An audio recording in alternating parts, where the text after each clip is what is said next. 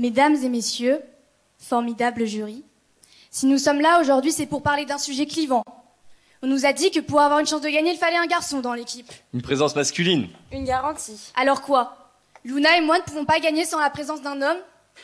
Bon, dans le doute, on a quand même pris comme. Taille moyenne, intelligence limitée, musculature discutable, mais bon, on fait avec.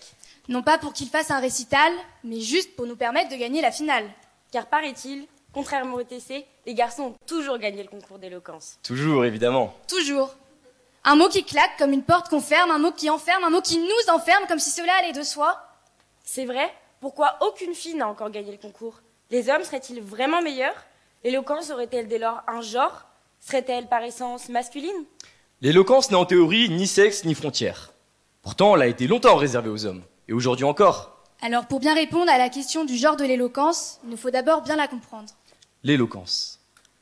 L'éloquence, c'est l'art de bien parler, de persuader et d'émouvoir un auditoire. Une alchimie entre la rhétorique et la passion, elle se travaille et se forge.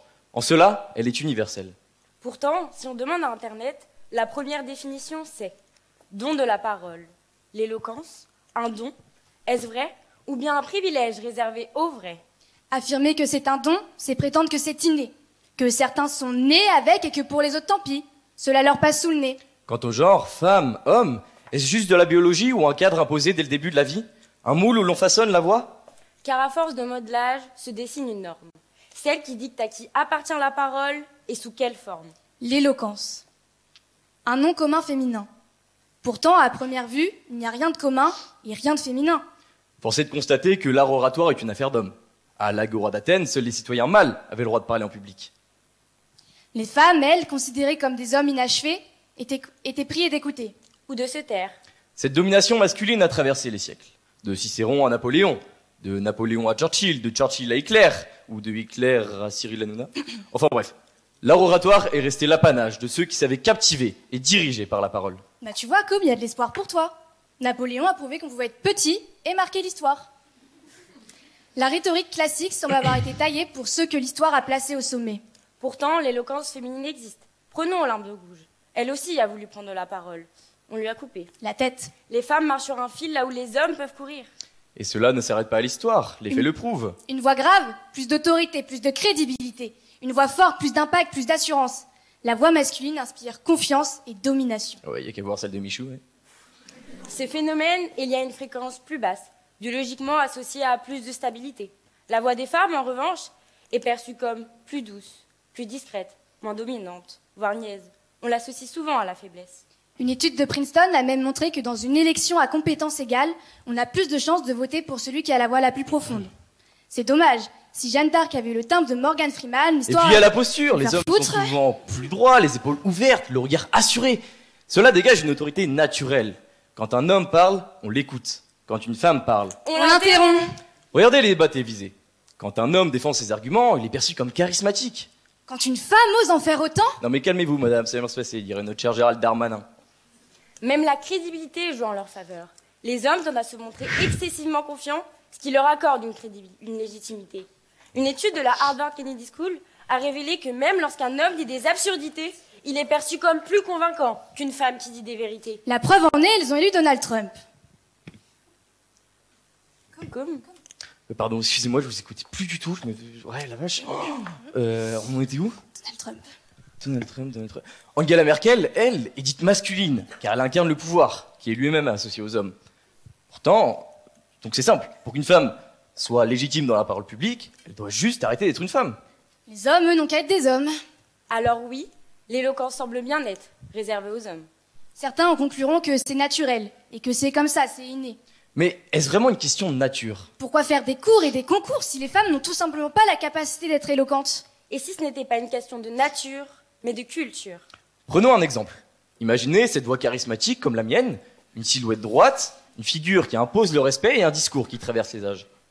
Une figure dont la parole a défié l'oppression, et a parlé pour des millions. Une figure qui a marqué l'histoire par son éloquence et sa force de conviction. Vous l'imaginez? Cette présence imposante. Eh bien, c'est elle. Simone Veil, le 26 novembre 1974, seule face à une assemblée presque entièrement masculine. On essaye de la faire taire, mais elle parle et elle convainc. C'était aussi elle, Gisèle Halimi, transformant un procès en tribune pour dénoncer l'injustice. Ou bien encore elle, Malala Yousafzai, à 16 ans, devant l'ONU, défendant le droit des filles à l'éducation. Ces femmes ne sont pas des exceptions. Ce n'est pas parce qu'on ne laisse pas les femmes être éloquentes qu'elles ne le sont pas. Car l'éloquence n'est ni une question de force brute, ni de voix grave, c'est une question de courage et d'engagement. Et ça ne se transmet pas par le sang. Ça se forge et ça s'acquiert. Alors si vous avez imaginé un homme, vous êtes sexiste? Oui. Non. En tout cas, pas plus que moi et pas plus que nous tous. Mais d'où vient cette idée que l'éloquence appartient aux hommes? D'un réflexe, d'une habitude. Ce sont des préjugés ancrés dans notre éducation, dans nos références culturelles, dans nos attentes inconscientes. Dès lors, l'espace de la parole se façonne au prisme d'attentes différenciées. Pour les hommes, la parole publique. Et pour les femmes, le silence. Pourtant, au départ, on a tous commencé de la même manière, en apprenant l'alphabet. Alors à quel moment certains ont-ils appris à parler et d'autres à demander la permission? Et pourquoi cette illusion d'une éloquence genrée persiste-t-elle? Tout est une question de conditionnement. Depuis le plus jeune âge, on a appris aux filles à être polies, discrètes, douces. Quand on a appris aux garçons à s'affirmer, à parler fort, à couper la parole. Un homme qui s'indigne, lui, est passionné. Une femme qui s'indigne, elle, est hystérique. Mais bon, faut pas trop qu'on se plaigne, on a déjà eu le droit de vote. C'est pas mal, non? Une étude menée en 2015 dans une classe suisse a révélé que les garçons prenaient 2,3 fois plus la parole que les filles. N'est-ce pas, mesdames? Vous êtes d'accord? Pourtant, rien ne vous empêche de prendre la parole. Rien, sauf ce conditionnement. Ce rôle qu'on nous a appris à jouer, qui nous pousse à rester en retrait, à ne pas oser nous imposer. 95% des femmes ressentent de l'anxiété à l'idée de parler en public. Alors faut-il nous blâmer? Ou blâmer la société? Cette société qui impose aux femmes de prouver qu'elles n'ont pas à prouver pour être écoutées, pendant qu'à côté d'elles, un homme est écouté par défaut? Nos perceptions sont biaisées. Nous confondons assurance et compétence, volume et pertinence, présence et puissance. Mais l'éloquence, la vraie, ne dépend ni d'une voix grave, ni d'un costume cravate, ni d'une posture conquérante. Elle repose sur une seule chose, l'impact des mots. Et cet impact n'est pas inné. Il est travaillé, affûté, même forcé parfois. La preuve, prenez notre prof de com, Madame Coudray. À notre âge, elle osait à peine aligner 3 mots. Maintenant, elle débite les critiques avec pertinence. Ou au contraire, regardez Jean Lassalle ou Jules, c'est la même chose. Ils n'ont pas pris de cours pour travailler leur élocution. Et ça s'entend, bien que ce soit des hommes. L'éloquence n'est pas un don, c'est une construction. Et une construction, ça peut se déconstruire. Pendant des siècles, les hommes ont appris à occuper la parole. Pendant des siècles, les femmes ont appris à la mériter. Mais en réalité, l'éloquence appartient à ceux et celles qui ont choisi à chaque mot, ou à chaque moment, chaque mot pèsera plus lourd que 1000 discours criés. À ceux et celles qui ont appris à juste parler.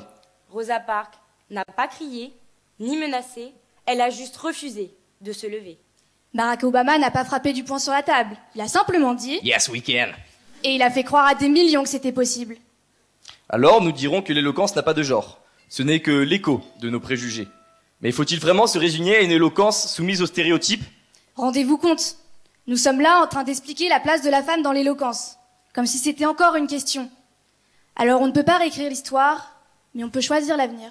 Ouais, vu la moyenne d'âge du jury, on n'a pas de temps à perdre. Ça c'est clair. Heureusement, les mentalités évoluent. De plus en plus de femmes prennent la parole. Dans les médias, à l'Assemblée, ou encore sur les scènes des concours d'éloquence, elles réimposent leur style et réinventent les codes. Déconstruire les stéréotypes de genre, c'est reconnaître que l'éloquence, c'est uniquement une question de message, de force et de conviction. À ceux et celles qui ont juste quelque chose à dire. Trop longtemps, l'éloquence a été le privilège des hommes. Il est temps qu'elle devienne le privilège de l'homme. Avec un grand H.